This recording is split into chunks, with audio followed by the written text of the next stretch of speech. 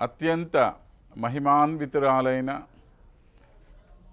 మహాలక్ష్మీదేవి యొక్క వైభవాన్ని గురించి మనం ఎన్నెన్నో విషయాలు తెలుసుకుంటూ ముందుకు కొనసాగుతూ ఉన్నాం.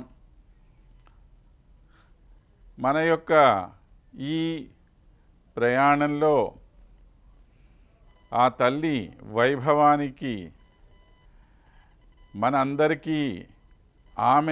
మనందరి మీద ఆమె చూపిస్తున్నటువంటి ప్రేమకు దయకు ఎన్నెన్నో కారణాలు మనం చెప్పుకుంటూ ముందుకు కొనసాగుతూ ఉన్నాం. మరి ఈ సందర్భంలో కొన్ని విషయాల్లో ఏమవుతున్నది అంటే స్వామివారు గొప్ప లేదా అమ్మవారు గొప్ప లేదా ఎవరి గొప్పదనం వాళ్ళదేనా, ఇటువంటి కొన్ని సందేహాలు మన మనసులో రావటం చాలా సహజంగా జరుగుతూ ఉండే విషయం. అలాంటి సందేహాలన్నింటికీ కూడా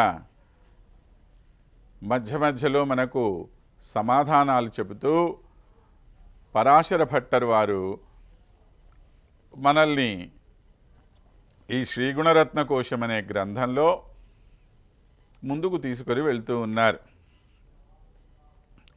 ఆ తరువాత శ్లోకాన్ని వారు ఈ విధంగా అనుగ్రహిస్తూ ఉన్నారు.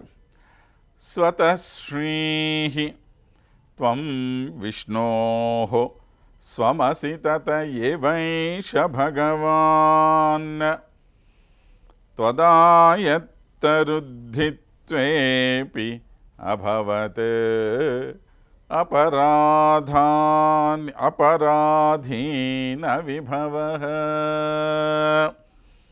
స్వయా దీప్త్వా రత్నం భవదపి మహార్ఘం న విగుణం న కుంఠ స్వతంత్రం భవతి చ నచ అన్యాహిత గుణం.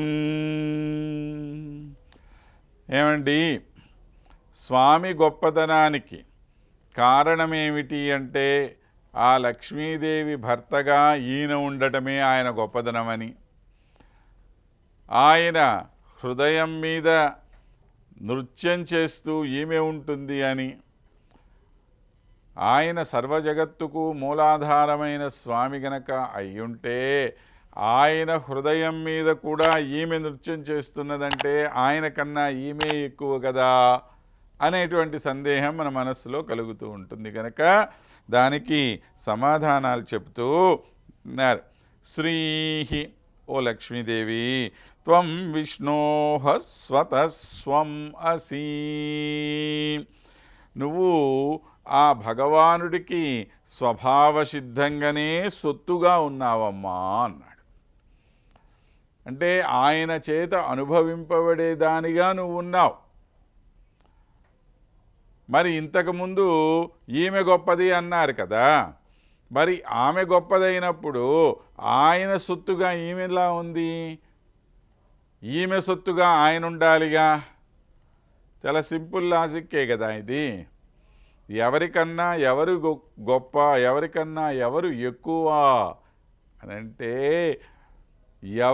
ఎవరికన్నా కూడా ఎక్కువ కాదు అన్న విషయాన్ని ఇక్కడ నిర్ధారణ చేయటానికి ఈ విషయాలన్నీ చెప్తూ ఉన్నారు.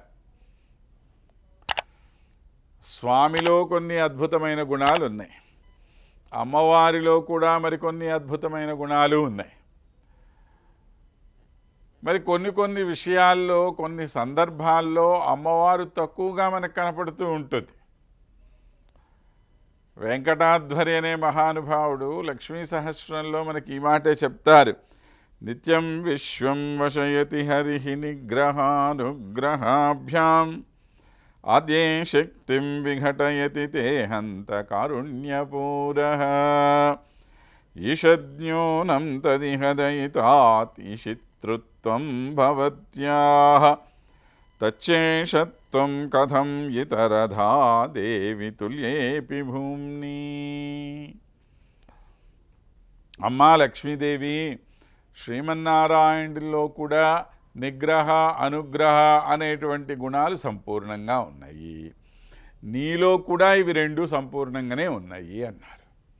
ఏమిటి నిగ్రహం అంటే, ఏమిటి అనుగ్రహము అంటే?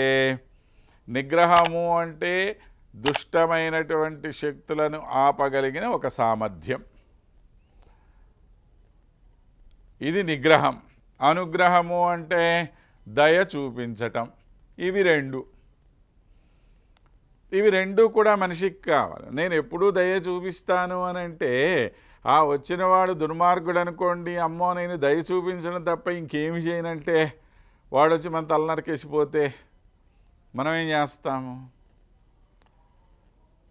నేను దయే చూపిస్తానయ్యా నువ్వు ఏం చేసిరా అంటే ఎదుటివాడు కూడా దాన్ని అర్థం చేసుకునేవాడిగా ఉండాలి కదా.